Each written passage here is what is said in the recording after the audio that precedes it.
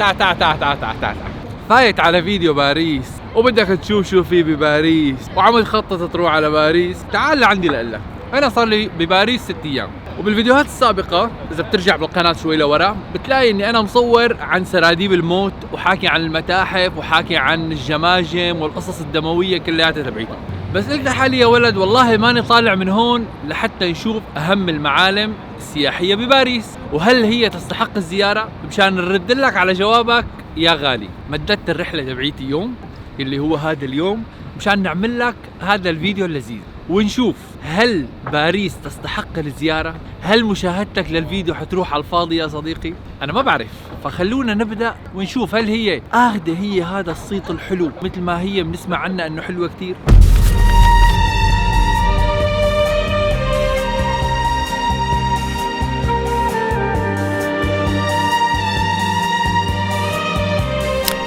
برج ايفل، هل معقول نجي على باريس وما نطلع على برج ايفل؟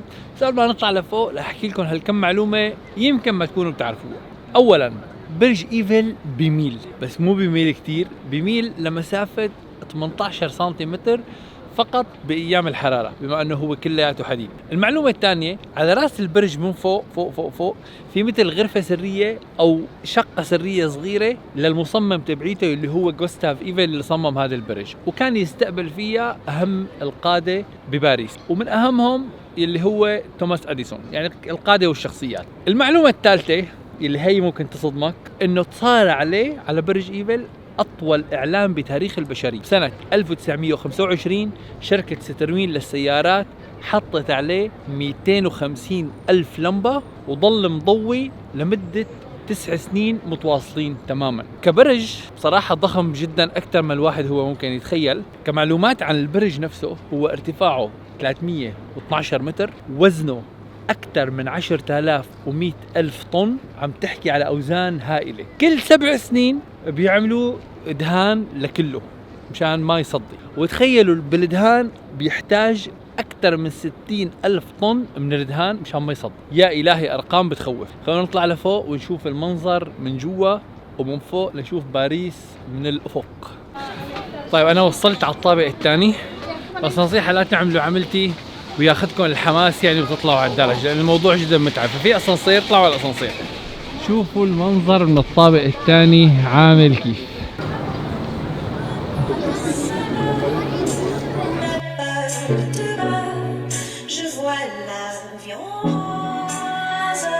طيب أنا هلأ فتت على شارع الشانزليزيه. قبل ما نحكي لكم عن الشارع شو في، شايفين أرضية الشارع هذا كلياته جرانيت. طيب هذا الجرانيت منين جابوه بقى يا أصدقائي؟ جابوه من مدينة نجران بالسعودية سنة 1994 جابوه وحطوه بشارع الشانزليزيه. تمام؟ هي المعلومة الأولى. المعلومة الثانية الشارع طوله 2 كيلومتر، في الماركات المرتبة الغالية والظريفة من لويس فيتون للكارتير للبوس ولكل هي العيلة يعني. فالفكرة الأسعار مختلفة تماما عن أسعار بلاد برا. يعني مثلا لويس فيتون هون يعني بيقولوا لك هون في متلازمة عند لويس فيتون هي المحل انه يعني الناس بتوقف عليه بالدور لانه بيعتبروا انه هو يعني هون الاصلي وانه خلص بدنا نشتري من شارع الشانزليزيه انه هو هذا الاصل. مع العلم بيكون سعره مختلف كتير عن باقي بلاد، يعني لويس فيتون غير بلاد ارخص من لويس فيتون باريس. ما بعرف الناس كيف بتفكر، يعني عالم هيك شغفها بتحب اللبس بتحب الموضة بتحب الصرف على الأواعي. اوكي. من الشغلات كمان العجيبة اللي شفتها انه انت فيك تستأجر الفيراري. How much 1 hour? 20 minutes. How much? 130. على سيارة الفيراري 20 minutes 20 دقيقة 130 يورو بس مشان انه يعني هيك يطلع يلفك فيها تتصور فيها كم صورة تعمل حالك وترجع.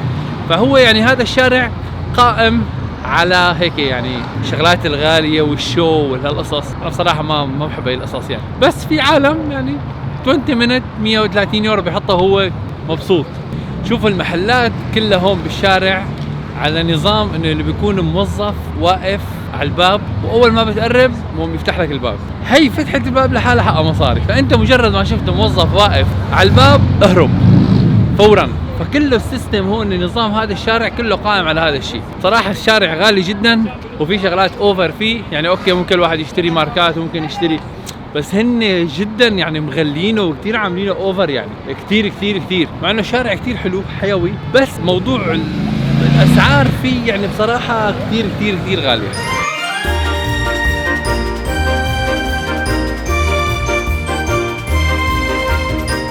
طيب وقفنا بكافيتيريا صغيرة لطيفة على أطراف شارع الشانزليزيه، وقلنا لحتى نحس حالنا فرنسيين شوي وناكل الكرواسون. طيب خلينا بس لكم إنه هن كيف بياكلوا الكرواسون. بتجيب كاسة الكابتشينو يا غالي، تمام، وبتجي بتحطها هيك، أيوة كده دلعني، تمام، هيك بتاكل الكرواسون هون. طيبة والله، أول مرة باكلها بهي الطريقة. طيب احكي لكم معلومات يمكن ما كنتوا بتعرفوها عن موضوع المخبوزات هون. الفرنسيين شاطرين جدا بالمخبوزات، كثير شاطرين، لدرجة اولا في عندهم بباريس لحالها 30,000 مخبز، وهذا يعتبر رقم جدا جدا كبير. 30,000 مخبز على مدينة، يعني كل شارع في مخبزين او 3 كل شارع. هذا يعني انه هن عندهم قوة شرائية من ناحية المخبوزات، مو بس كرواسون، بس الكرواسون بالذات كل سنة بيساووا له مثل مسابقة لأفضل باتيسيري بيساوي كرواسون، محل مخبوزات بيساوي كرواسون بباريس، وبينجح واحد وبيعطوه مثل جائزة يعني. بس بعض الأماكن اللي ما بتشارك بالمسابقة بيكون عندها كرواسون كتير طيب، يعني ما بالضروري هي تكون مشاركة بالموضوع يعني. الشيء بقى الغريب إنه الكرواسون بالأساس ما فرنسي، اللي متوقع إنه هو فرنسي وما فرنسي. يعني بلادنا العربية كمان أقوياء بالكرواسون. بسوريا في عندنا محل بالشام القديمة اسمه كرواسون الإمارية، هذا يسكر الشانزليزيه كلها.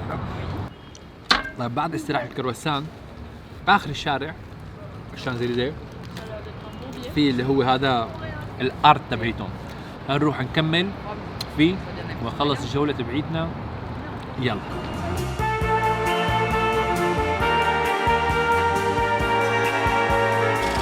بس تطلع من شارع الشانزليزيه يلي بغرقك بالموضة وبالفاشون وبالمحلات وبالماركات من هون ومن هون، ليك هذا الشارع احنا خلصنا منه كلياته. آخر الشارع فبتلاقي هذا القوس الجميل يلي هو قوس النصر. هذا من أهم معالم باريس، أمر ببنائه نابليون تكريما للجندي المجهول. تخيلوا إنه ضل بنائه أكثر من 30 سنة، ونابليون مات بعد 15 سنة. يعني هذا يعني إنه نابليون مات وما شاف هذا الأرض.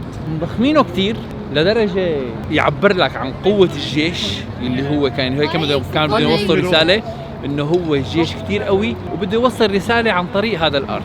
الفكرة إنه هون الناس تجي بتتصور، بس الشيء الغريب اللي شفته إنه بنص الشارع هون، يعني بين هذا الشارع وبين هذاك الشارع، الناس كلياتها واقفة بالنص هون مشان توقف فريم بالنص هون وتاخذ الصورة الشهيرة تبعيد قوس النصر. صراحة ضخامة الشغلات المعالم بباريس أنا ما كنت متوقعة إنه لهي الدرجة. إن كان برج إيفل ولا إن كان هو هذا قوس النصر، بكبروا الشغلات بطريقة يا هي مبالغ فيها يا هي حلو إنه تكون كتير كبيرة. يعني عملاق الأرض، عملاق كتير كبير، وهذا بيقولوا بالليل إنه بيكون أحلى بسبب الإضاءة الخافتة اللي بيركبوها عليه. التفاصيل اللي فيها مرعبة، وهذا عاملين عنه بكوريا نسخ لصق.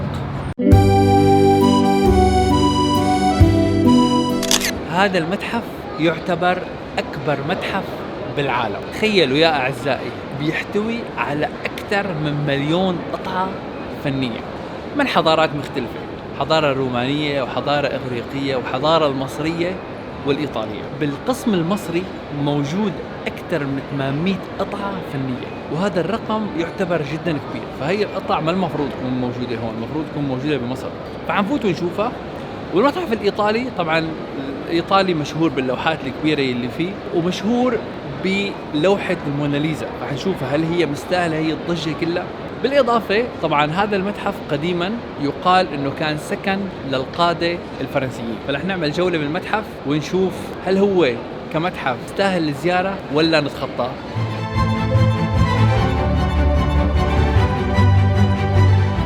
شوفوا فايتين على القسم المصري، قد ما هن اللعيبة عاملين لك الحيطان، حيطان المدخل على شكل أحجار الإهرامات، فعشان يحسسوك انك انت كأنك فايت على مصر. انا ما بعرف، هذا القسم حاسه كثير بده يصدمني. اللي لفت لي نظري بالمتحف المصري او بالقسم المصري حجم التحف الموجود، احجام كتير كبيرة.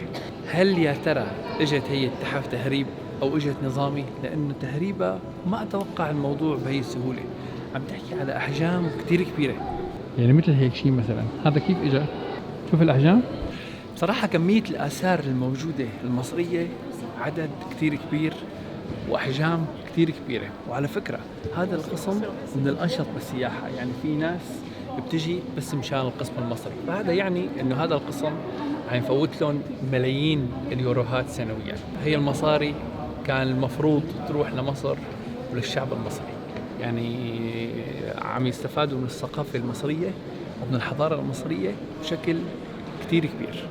متحف القسم المصري مهيب جدا، يا إلهي شيء فظيع بصراحة.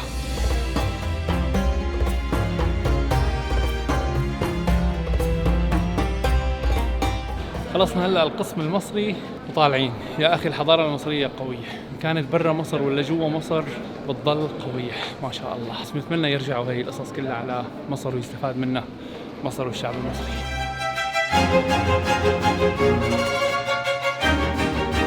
القسم الإيطالي حاطين لوحة الموناليزا آخر شيء مشان تمشي وتشوف كل اللوحات الكبيرة. نشوف هل هي مستاهلة هذا المشي؟ العالم كلياتها عم تمشي رايحة تشوف الموناليزا. يا إلهي بصدر المتحف آخر شيء حاطين صورة الموناليزا، وبيحطوا لك لوحات من كل الأقسام إنه بدك تروح على الموناليزا من هون، بدك تروح على الموناليزا من هون. نشوف الموناليزا بقى. قبل ما تصل على الموناليزا في هذا الممر الأحمر يلي فيه لوحات كتير كبيرة، ومن أشهرهم اللي هي اللوحة. هي اللوحة بدك تحكي أتوقع 15 متر، 15 متر، حجم كتير كبير. هي اللوحة لقوات نابليون اللي كانت بمعركة ضد الروس، مكبرينها بشكل مو طبيعي. يعني هو مشان يورجوك العظمة اللي كانوا عليها، لأنه هن يعني مو عاملينها بهذا الشكل عن عبث. فشوف الأشخاص قديش بالنسبة لكبر اللوحة، لأنه كل شيء كبير بيعبر عن الضخامة وعن القوة. هي أتوقع يمكن أكبر لوحة بالعالم، يعني ما بعرف صراحة إن كيف راسمينها. فعلا فيها تفاصيل مرعبة، كل ما بتطلع على مكان بتشوف تفاصيل. هي اللوحة الثانية بتورجيك القوات الصليبية وقت اللي فتحوا قسطنطينة اللي هي اسطنبول حاليا. شوفوا التفاصيل اللي فيها، حتى مركزين على موضوع اللي هو المضيق اللي بوسط اسطنبول. يا إلهي كمية أحجام للوحات أنا ما شفتها بحياتي بصراحة. يعني ما بعرف، الواحد بينذهل بصراحة من كمية التفاصيل اللي فيها وكمية يعني الشغل والرسم اللي راسمينه. واو. هي الناس عند الموناليزا صراحة كمية بشر هون مو طبيعية، كلهم جايين يشوفوا هي الصورة. أنا بصراحة ما حسيتها قوية، يعني شفنا لوحات كتير أكبر وأضخم وفيها تفاصيل أكثر. بس بيقول لك إنه نابليون حطوا عنده 4 سنين بالبيت بقصره بقلب غرفة نوم، كان متيم فيها، كان كتير بيحبها. بس يعني هل هي مستاهلة؟ أنا ما بعرف، أنا ماني ذواق كتير بالفن، بس يعني أتوقع إنه في لوحات كانت يعني أكثر منها بكتير، وهي حسيتها إنه يعني أخذ أكثر من حجمها بكتير. يعني برجع بقول لكم اللوحات اللي شفناها أكبر أضخم وفيها شغل أكثر وفيها تفاصيل أكثر، بس هي كلوحة حسيتها يعني جدا عادية. يعني هاي رايحين وهي الناس وراي كمية بشر.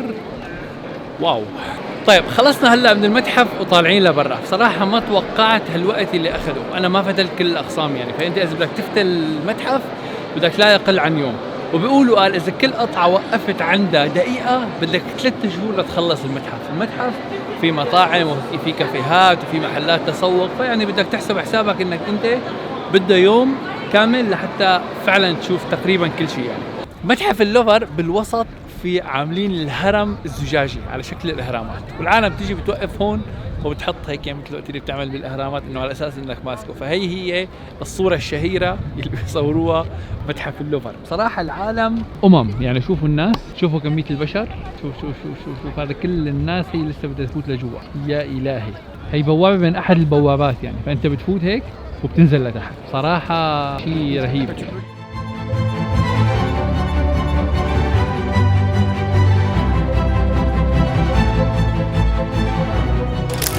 شوفوا وصلنا لنهاية الفيديو ونحن لازم نجاوب على السؤال التالي: هل باريس تستحق الزيارة؟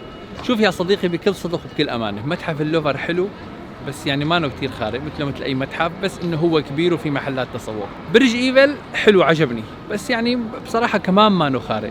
قوس النصر عادي جدا، اوكي مدينة حلوة مثلا، حلوة تجي مثلا تقعد لك فيها يومين ثلاثة تعمل حالك وتطلع، لكن لا تتوقع منها الكثير. يعني انت لا تتوقع انك انت تنبهر بباريس او انه هي الباريس او النور والاضواء واو، لا لا لا لا، هذا الحكي ما في منه. باريس مدينة حلوة لكن ليست خارقة، هاي شغلة.